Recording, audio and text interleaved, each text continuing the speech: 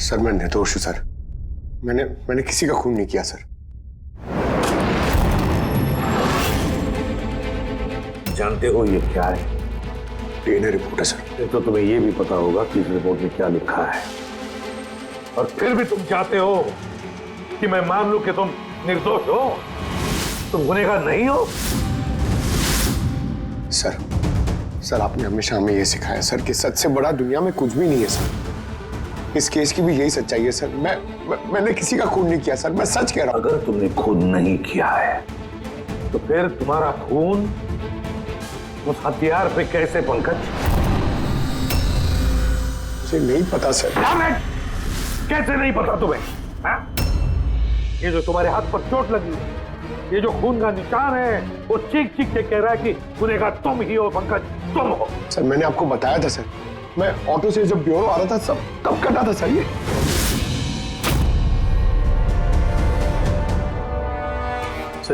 ये भी हो सकता है कि कोई पंकज को फंसाने की कोशिश कर रहा हो। पंकज, इस आदमी ने तुम्हारा हाथ काटा था, शायद वही तुम्हारे खून का सैंपल लेके गया हो क्राइम सीन पे डालने के लिए। सर नहीं सर, सैंपल नहीं हो सकता उसके पास। उसने जैसे ही मेरा हाथ काटा था सर तो वो चला गया था और खून तुरंत नहीं आया था सर, थोड़ा टाइम लगा था। उसके पास मेरा सैंपल नहीं हो सकता सर। अगर तुम्हारा खून किसी ने नहीं दिया तो फिर तुम्हारा खून क्राइम सीन पर सिर्फ एक ही तरीके से जा सकता है पंकज, और वो भी तब जब तुम वहां खून करने गए थे तब। ये क्या बात हुई सर? सर अगर पंकज को झूठ बोलना होता, हमें गुमराह ही करना होता तो ये बोल सकता था कि इसका सैंपल कोई लेके चला गया है, मगर इसने सच बोला। इसका सच कोई मायने नहीं रखता क्या सर?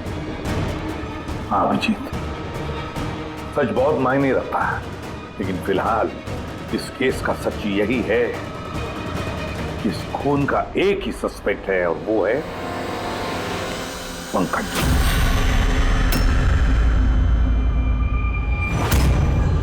मैं तुम्हें सीआईडी से सस्पेंड कर रहा हूं।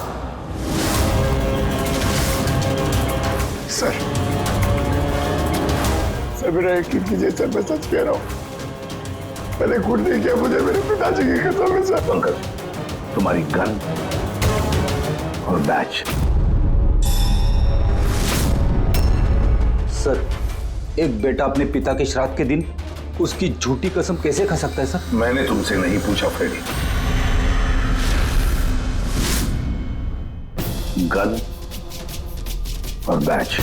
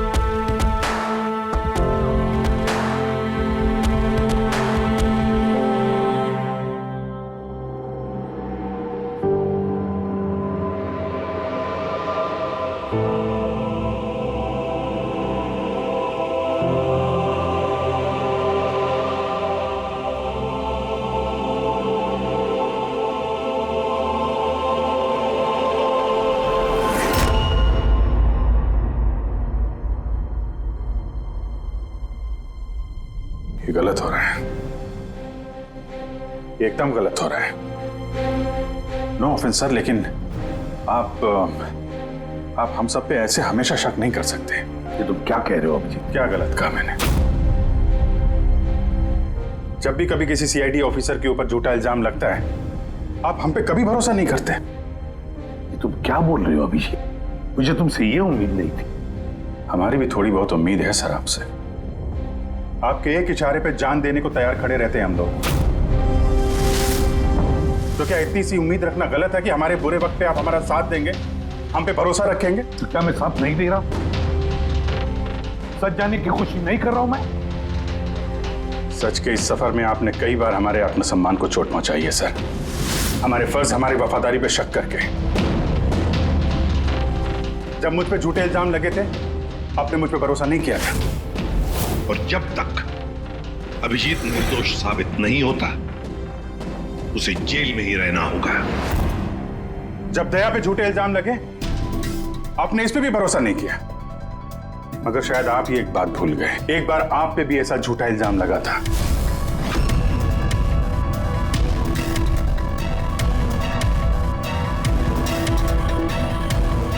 उस वक्त हम में से किसी ने भी आप पे शक नहीं किया था, बल्कि एक मजबूत दीवार बनकर सामने डटे खड़े रहे थे ताकि आपके ऊपर आंच ना आ सके। तो क्या आप वो हमारी हिम्मत, वो ताकत नहीं बन सकते सर? अभिजीत, मुजरिम से भी ज्यादा खतरनाक होता है एक इमोशनल सीआईडी ऑफिसर। तुम इमोशनल बन गए हो अभिजीत। मैं तुम्हें इस केस से हटा रहा हूं।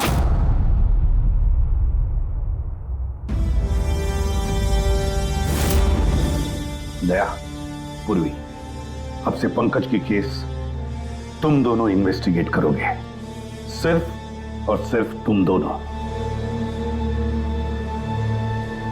ठीक है सर।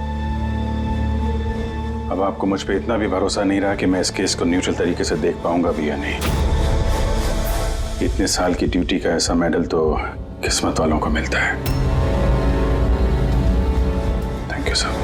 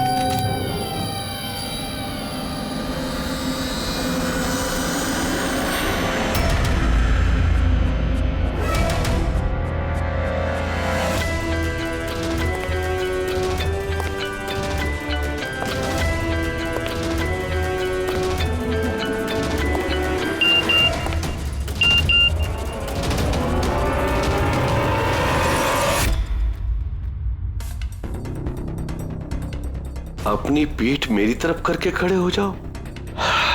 चलो ये भी करके देख लेते हैं।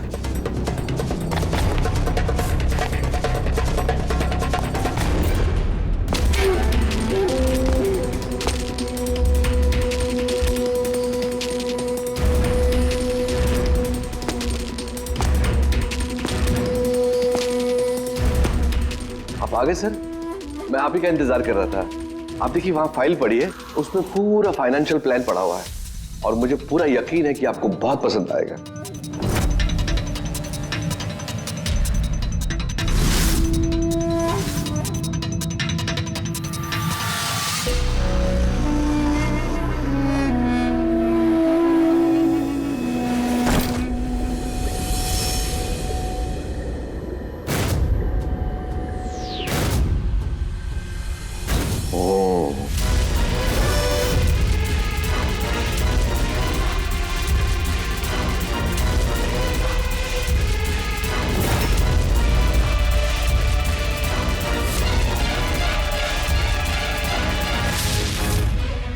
अरे ये तो नकली है। हेलो एसीपी प्रद्युमन है।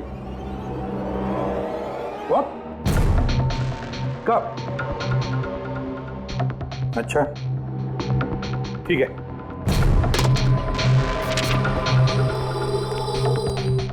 दया, अभिजीत, विक्रम विजय का खून हो गया। विक्रम विजय, वो हवाला कांड वाला सर? वही विक्रम विजय आज तक कानून से बच के भाग रहा था। आज उसका कत्ल हुआ उसके ही घर में। एक न एक दिन तो ये होना ही था सर, इतने सारे दुश्मन पाल रखे थे उसने।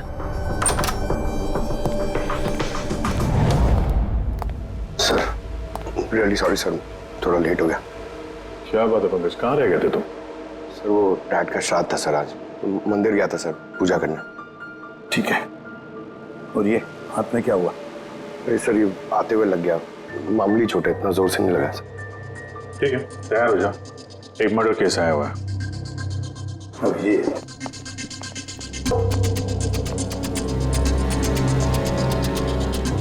किसका मर्डर हुआ है बुरे? विक्रम विजय का।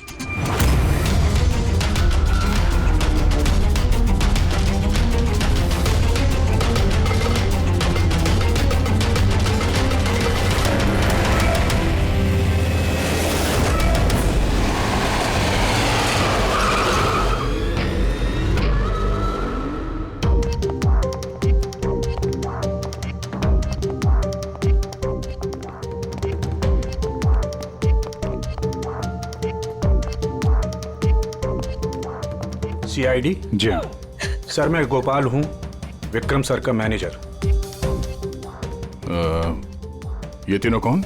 ये मोहित, विशाल और ये राघव है, ये सर के सिक्योरिटी गार्ड्स हैं। और आप? ये विक्रम सर की वाइफ हैं, मधु मैडम, और बाकी सब स्टाफ है। बॉडी कहाँ है? सर बॉडी अंदर है।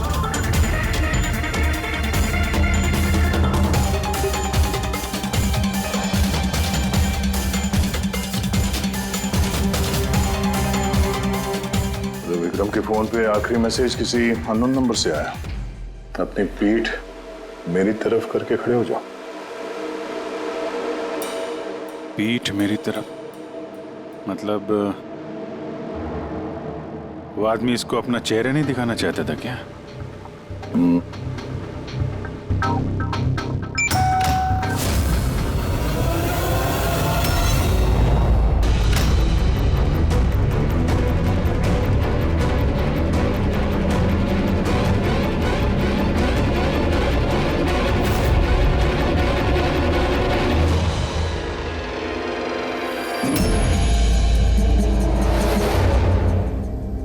ये देखिए सर, फुलदान में से मुझे क्या मिला है? Audio recording device. Audio recording device? इस कमरे में जो भी बात हो रही थी वो कोई सुन रहा था। सर मैं उसका नाम तो नहीं जानती, पर वो जिस तरीके से तैयारियां करवा रहे थे उस हिसाब से तो लग रहा था जैसे वो उनका बहुत खास क्लाइंट हो और वो सिर्फ विक्रम से ही मिलना चाहता था। ये क्लाइंट विक्रम के कांटेक्ट में आया कैसे? सर मेरी वजह से। उसने मुझे पहले कांटेक्ट किया था। वो विक्रम साहब का पूरा इतिहास बहुत अच्छी तरह से जानता था और विक्रम सर उसके इस होमवर्क से बहुत इम्प्रेस हुए और उन्होंने मुझसे मीटिंग फिक्स करने के लिए कहा। तो आप उससे पहले मिले थे? नहीं सर, उसने कॉल किया था और वो भी प्राइवेट नंबर से।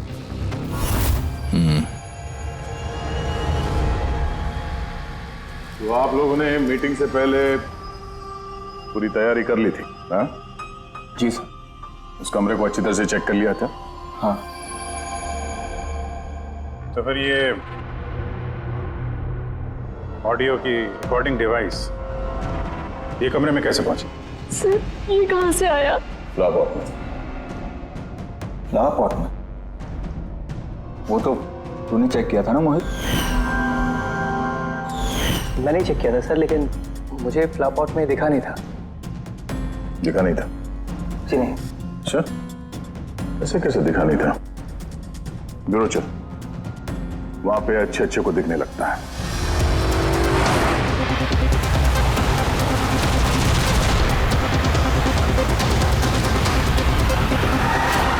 मोहित पे नजर रखना।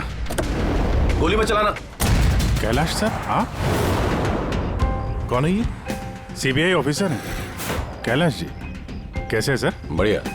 क्या बात है सर, आपने अचानक रास्ता रोक लिया? अभिजीत, मुझे वो आदमी चाहिए जो तुम्हारी सीआईडी की गाड़ी में बैठा है। मोहित? वो हमारा मुजरिम है सर, हम उसे ब्यूरो ले जा रहे हैं इंटरोगेट करने के लिए। नहीं अभिजीत, वो मुजरिम नहीं है, एक सीबीआई अफसर है। क्या करें आप? ये मोहित सीबीआई ऑफिसर है? मगर सर ये तो वो गार्ड की नौकरी कर रहा था विक्रम। क्या दिखावा? सच को छिपाने के लिए। कैसा सच?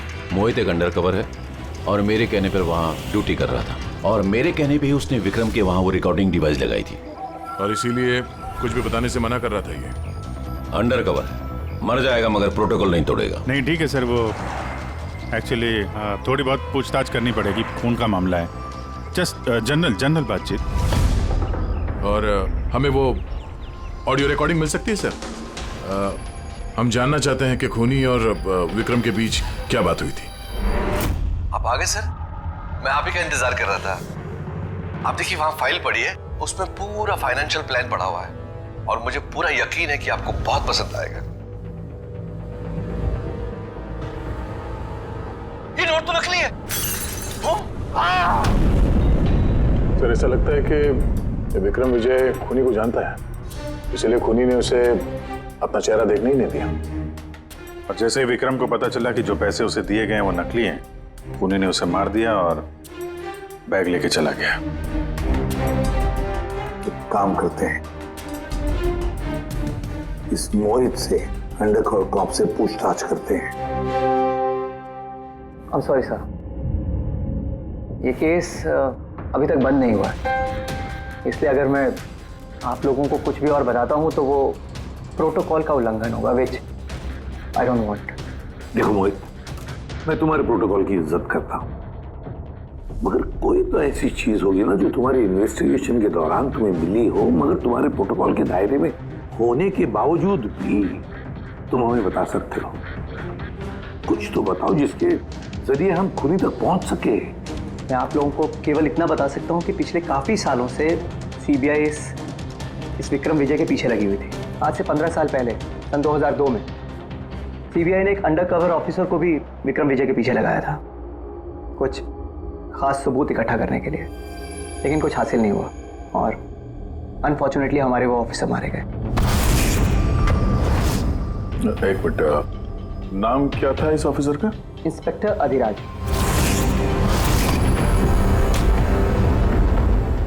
इंस्पेक्टर अधिराज। इस बोतल पे जो खून है, इस खून में विक्रम की डीएनए के अलावा किसी और का भी डीएनए। विक्रम के डीएनए के अलावा किसी और का भी डीएनए है? तेरे कहने का मतलब है कोई और भी था? कौन था सालुंखे?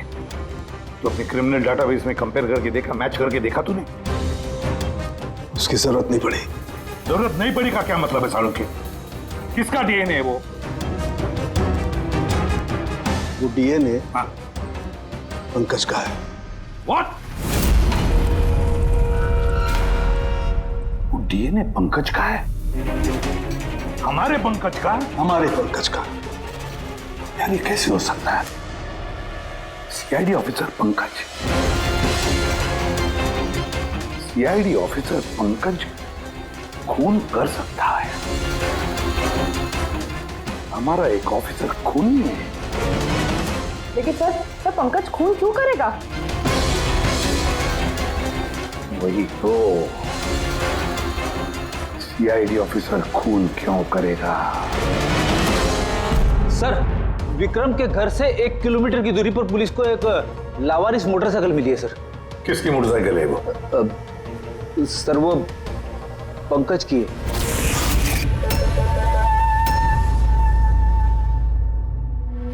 लगा मुझे। क्या मतलब? पंकज की बाइक पड़ी है वहां पे और आप लोगों को हैरानी नहीं हुई?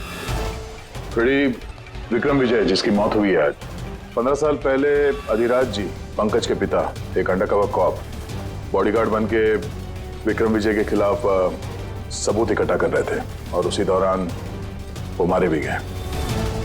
मतलब सर पंकज को ये लगता है कि उसके पिताजी की मौत के पीछे विक्रम विजय का हाथ था और इसीलिए उसने अपने पिताजी की मौत का बदला लेने के लिए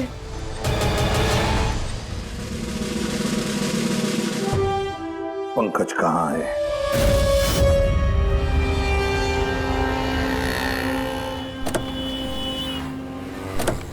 अरे सर, आप लोग? यही सवाल तो हम भी तुमसे पूछने वाले थे। तुम यहाँ क्या कर रहे हो? तुम तो बीमार थे ना? अरे सर, बाइक चोरी हो गई थी मेरी। ये सामने पुलिस स्टेशन में रिपोर्टर कराने आया था। ये देखिए। हमें पता है तुम्हारी बाइक कहाँ है। आप लोगों को कैसे पता सर? तुम्हारी बाइक विक्रम विजय के घर के पास मिली है। वही विक्रम विजय जो तुम्हारे पिता का खूनी है। जब ब्यूरो में एसीपी साहब ने बताया कि विक्रम विजय का खून हुआ है, तो तुम्हें पता था ना कि वही विक्रम विजय है? हाँ सर। अरे तो ब्यूरो में क्यों नहीं बताया तुमने? तुम्हें बताना चाहिए था ना कि विक्रम विजय तुम्हारे पिता का खूनी है। सर, डैड का श्राद्ध था सर। मंदिर से ब्यूरो आ रहा था, उनके बारे में सोच रहा था, ये न्यूज आ गई। एकदम हिल गया था सर, समझ में नहीं आ रहा था क्या करूं। और ये हाथ जो तुम्हारा कटा हुआ है, एग्जैक्टली हुआ क्या था? सर, ये तो जब मैं मंदिर से ऑटो पकड़ के आ रहा था,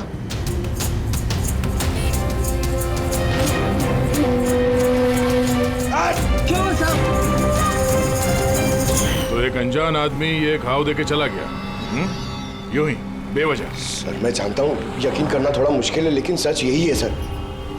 पंकज यार, तुम तो हमेशा बाइक पे ब्यूरो आते थे ना, अचानक ऑटो में कैसे आया?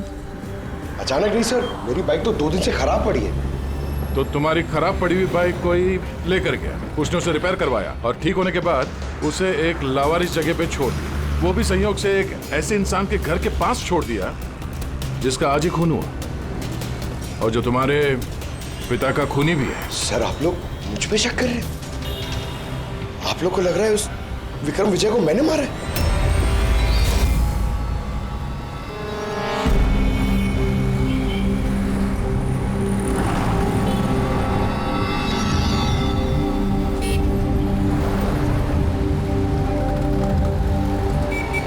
अगर ये पंकज अपने घर से विक्रम के घर पे गया होगा तो वो यहाँ इस जंक्शन से गुजरा होगा।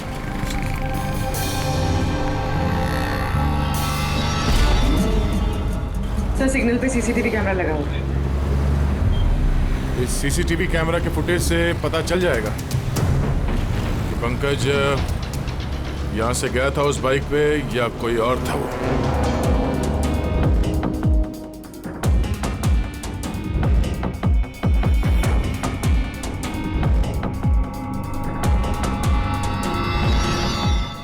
एक मिनट रिवाइंड करना, पॉज कर। सर, ये देखिए, कि पंकज की तरह नहीं लग रहा है। बाइक का नंबर है XYA 4784। सर, पंकज की बाइक का नंबर भी यही है।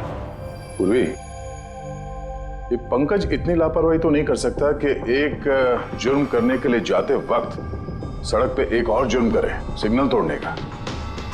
जरूर कोई है जो पंकज को फंसाना चाहता है और उसी ने ये सिग्नल भी तोड़ा है, ताकि हमारा जो शक है पंकज के ऊपर वो और मजबूत हो जाए।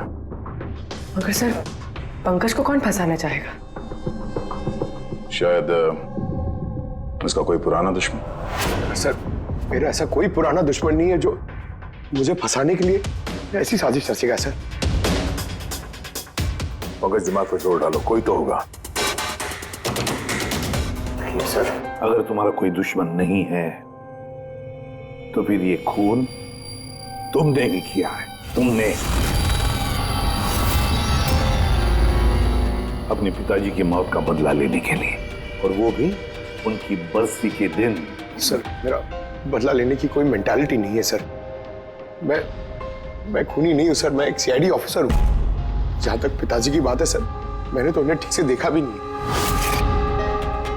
सर, मुझे तो ऐसा कुछ याद भी नहीं है जो उन्होंने हमारे साथ कोई अच्छा टाइम स्पेंड किया हो या हमारे साथ रहे हो।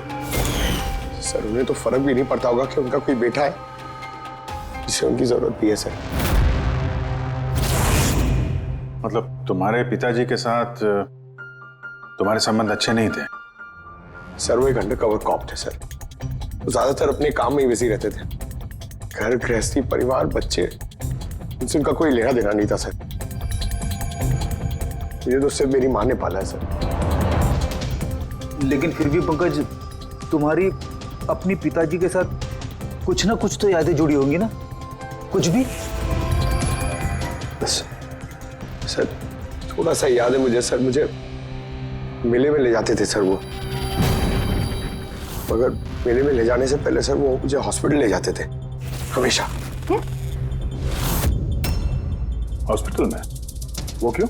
शायद बचपन में वो बहुत बीमार रहता था और वो हॉस्पिटल ले जाते थे और मुझे बहुत दर्द होता था सर। दर्द? पंकज, कहाँ दर्द होता था? सर पीठ में, यहाँ पे सर। पीठ में? पंकज, डॉक्टर क्या करते थे पीठ में? नहीं सर, ऐसा कुछ याद नहीं आ रहा सर। याद करो पंकज, याद करो। सोचो क्या करते थे? तुम्हारी पीठ में इंजेक्शन लगाते थे या पीठ में से खून निकालते थे? क्या करते थे? याद करो। Sir sir sir drill machine से कुछ करते थे सर हॉस्पिटल में। क्या कहा? ड्रिल मशीन से? और उसके बाद तुम्हें पीठ में दर्द होता था? बहुत दर्द होता था सर, मैं हफ्तों तक सीधे बैठ भी नहीं पाता था। और फिर घर जाने के बाद तुम्हें नींद सी आती थी, कुछ अजीब सा लगता था, चक्कर आता था? हाँ सर। सर मेले में भी जब मैं घूमने जाता था तो नींद में ही रहता था सर, ऐसे चक्कर आते रहते थे सर बस। लेकिन सर इस बात का इस केस से क्या लेना देना? लेना देना है बॉस। मुझे लगता है इसके पिताजी ने इसकी बहुत छोटी उम्र में इसका बोन मैरो डोनेट करवा दिया था। लेकिन सर बच्चों का बोन मैरो डोनेट करवाना तो गैर कानूनी है ना? गैर कानूनी है, लेकिन मुझे लगता है बॉस पैसे की वजह से या किसी भी और वजह से उस डॉक्टर ने इसके पिताजी के लिए ये सब कुछ किया था। वो ठीक है सर, लेकिन मेरी समझ में अभी भी ये नहीं आ रहा है कि इस बात का इस केस से क्या कनेक्शन है? कनेक्शन ऐसे है पूर्वी कि कई बार जब बोन मैरो डोनेट किया जाता है तो जिसे बोन मैरो डोनेट किया जा रहा है उस व्यक्ति को ह्यूमन काइमेरिज्म हो जाता है। ह्यूमन काइमेरिज्म? ये क्या है सानिको साहब? यूं समझो कि जिस व्यक्ति को बोन मैरो डोनेट किया जा रहा है उस व्यक्ति के शरीर में 2 डीएनए पैदा हो जाते हैं। एक डीएनए वो जो उसका खुद का है ओरिजिनल, और दूसरा डीएनए वो जो बोन मैरो जिसका ट्रांसप्लांट हुआ है उसका। इसका मतलब है सर पंकज का बोन मैरो जिसे मिला शायद उसके खून में भी ये पंकज का डीएनए शामिल है। Exactly that. बस मुझे लगता है कोई बहुत ही खास होगा वो जिसके लिए पंकज के पिताजी ने ये सब कुछ किया। कोई ऐसा खास आदमी जो पंकज के पिताजी इंस्पेक्टर अधिराज के बहुत ही करीब था और उसकी मौत का बदला लेने के लिए उसने ये खून कर डाला। पर कौन?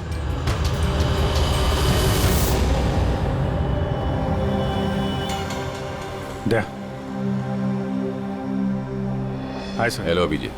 हाय दया, कैसे हो? गुड। सॉरी आपको यहाँ ऐसी जगह पे बुलाना पड़ा। अभिजीत, जो इन्फॉर्मेशन तुमको चाहिए थी वो ना तो सीआईडी ऑफिस में दी जा सकती थी और ना मेरे ऑफिस में। थैंक यू सर आपकी मदद के लिए। पंकज एक ईमानदार ऑफिसर है सर, और आपकी मदद से शायद हम उसकी बेगुनाही साबित कर पाए। अभिजीत, तुम्हें याद है एक खतरनाक मुजरिम था राका, उसको पकड़ने में तुमने मेरी मदद की थी, तो समझ लो मैं उसी का बदला चुका रहा हूं। दोस्ती में बदले नहीं चुकाए जाते सर। एक्चुअली हमें पंकज के पिता इंस्पेक्टर अधिराज जी के बारे में जानकारी चाहिए, जितनी भी आप दे सकें। आपने काम किया है ना इंस्पेक्टर अधिराज के साथ? हाँ दया, अधिराज बहुत ही ईमानदार अफसर था और बहादुर भी। मुझे तो ये कहने में गर्व होता है कि हमने एक साथ काम किया। सर एक्चुअली हमें ये पता करना था कि उनके अंडरकवर मिशन के दौरान उनके कभी किसी से कोई खास रिश्ते बने थे। I mean, कोई नया परिवार, ऐसा कुछ? अभिजीत, ये जो अंडरकवर की दोहरी जिंदगी होती है, मुश्किल होता है जीना। एक पुलिस वाला भी तो इंसान ही होता है ना, और उसे भी वो चौकट कभी कभी नहीं लगनी चाहिए जो वो लांग गए। मतलब उनको भी किसी से प्यार हुआ था? उनका कोई दूसरा परिवार भी था? हाँ, अधिराज की दूसरी पत्नी बच्चे को जन्म देने के बाद गुजर गई। ओह, और अधिराज जी की मौत के बाद इस दूसरे बच्चे का क्या हुआ? ये राज हमेशा राज ही बना रहा कि अधिराज ने उस दूसरे बच्चे को कहाँ रखा, कैसे पाला, और वो बच्चा कहाँ गया, कभी किसी को नहीं मिला। और ये जो बच्चा है दूसरी शादी से, क्या उम्र रही होगी उसकी? ये पंकज से कोई 2-3 साल बड़ा होगा। शादी पंकज की माँ से पहले हुई थी, पर बच्चा दूसरी बीवी से पहले हुआ था। शायद उसे कोई बीमारी होगी जिसकी वजह से अधिराज जी ने पंकज का बोन मैरो उसे दिलवाया होगा। और अपने पिता की मौत का बदला लेने के लिए खून शायद पंकज के सौतेले भाई ने किया है। पर अब सवाल यह उठता है कि पंकज का यह सौतेला भाई है कौन और अभी कहाँ है? मुझे कुछ अंदाजा हो रहा है कि क्या हुआ होगा उसके साथ। कैलाश जी, हमें एक मदद और चाहिए। इस अंडरकवर मिशन के दौरान और कौन कौन लोग थे आपके साथ, उन सब की जानकारी चाहिए, और अधिराज जी की पूरी कुंडली भी। अभिजीत, ये जरा मुश्किल होगा। जानता हूं सर, ये थोड़ा मुश्किल है, लेकिन किसी की बेगुनाही साबित करनी है, और आप यकीन रखिए ये सारी इंफॉर्मेशन हमारे बीच में रहेगी, बस। ओके। अरे यार, और कितना इंतजार करना पड़ेगा? ये लोग टाइम पे आते क्यों नहीं?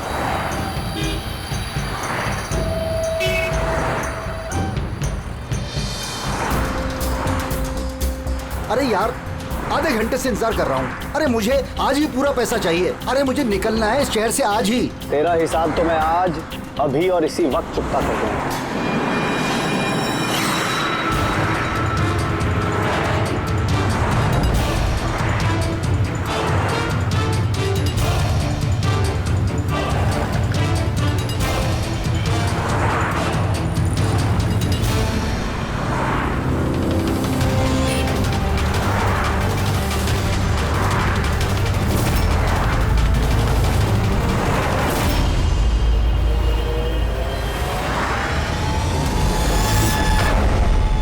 तेरा अकाउंट सीआईडी बंद करेगी। ये सर के सिक्योरिटी गार्ड्स हैं।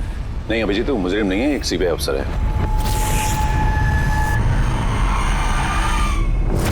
पिता के कर्ज को पूरा करना हर बेटे का धर्म होता है सर, और जो बेटा ऐसा करता है वही अच्छा बेटा कहलाता है, और वो हूं मैं। तुमने तो किया नहीं, मैंने लिया अपने पिता की मौत का बदला। देखो मोहित, तुम दोनों के पिताजी इंस्पेक्टर अधिराज एक नेक, ईमानदार और बहादुर इंस्पेक्टर थे।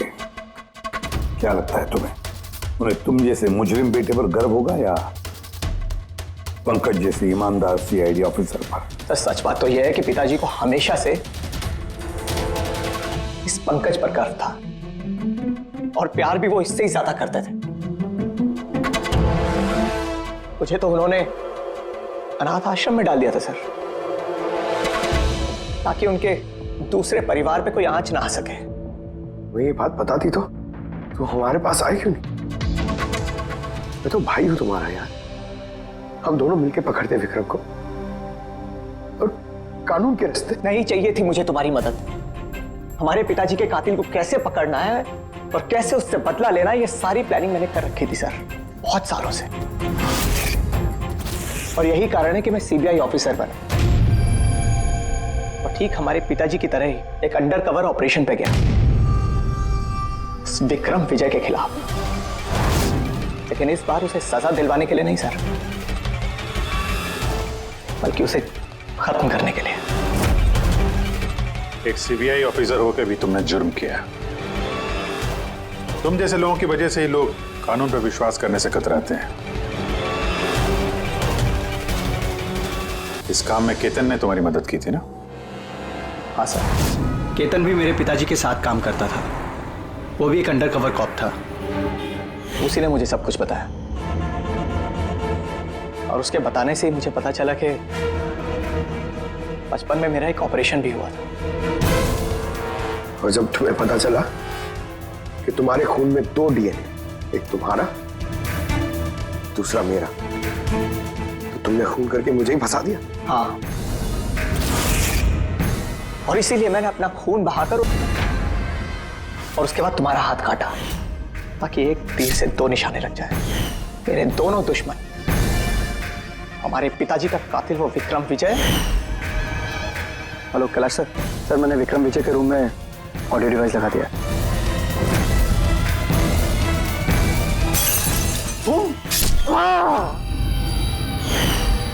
और तुम, मुझसे इतनी नफरत क्यों है तुम्हें भाई? क्यों ना करो तुमसे नफरत? आज तक सब कुछ तो तुम्हें मिला है। हमारे पिताजी का नाम, उनका प्यार, उनकी इज्जत, सब कुछ। और दुख की बात तो यह है कि ये सब कुछ मिलने के बाद भी तुम्हें इतना सा भी होश नहीं था कि हमारे पिताजी का कातिल है कौन। पर अगर आज मैं नहीं होता तो हम दोनों के पिताजी का कातिल आज भी जिंदा होता और खुला घूम रहा होता। और तुम्हें क्या मिला मोहित? जेल? और खून करके तुम्हारे पिताजी को क्या मिला मरने के बाद? शर्मिंदगी? सर एक बात पूछ सकता हूं आपसे? आप लोग मुझ तक पहुंचे कैसे? क्योंकि मैंने कोई कसर नहीं छोड़ी थी सारे सबूत पंकज के खिलाफ करने में। मोहित, हम जानते थे कि पंकज ऐसा कभी नहीं करेगा। और रही बात तुम तक पहुंचने की, जब हमें 2 डीएनए के बारे में पता चला तो हमने तुम्हारे पिताजी इंस्पेक्टर अधिराज का बैकग्राउंड चेक किया। उसमें हमें पता चला कि उनका और भी एक बेटा है, तुम। और फिर बस हमने उस बेटे की पूरी कुंडली निकाली, मतलब तुम्हारी। और फिर सारा मामला समझ में आ गया। बहुत गलत किया तुमने मोहित, बहुत गलत किया। कानून तुम्हें कड़ी से कड़ी सजा देगा, शायद उम्र कैद या फांसी।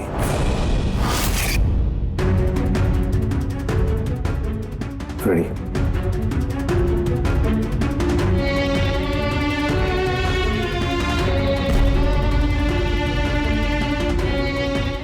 Ready sir.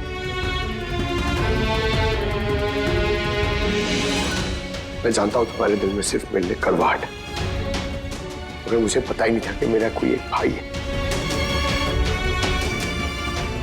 मुझे नहीं मालूम कि तुम्हारे साथ क्या होने वाला, मगर तुम एक बात हमेशा याद रखना, मैं तुम्हारा इंतजार कर रहा हूं।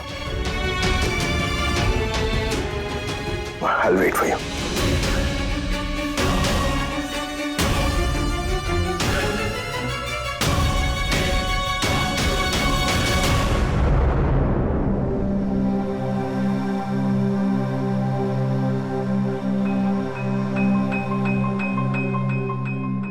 पंकज, देखो, तुम्हारे में ये जो अच्छाई है ना, इसे कायम जिंदा रखना, कायम। Welcome back to CID. Thank you sir. Sir, I am sorry sir.